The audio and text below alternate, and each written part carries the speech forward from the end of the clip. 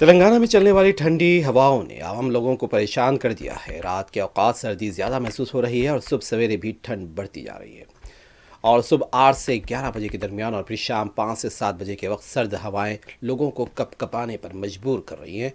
اور جمعہ کی رات سے ہفتے کی صبح تک ریاست کے کئی علاقوں میں کم سے کم درجہ حرارت درج کیا گیا تھا۔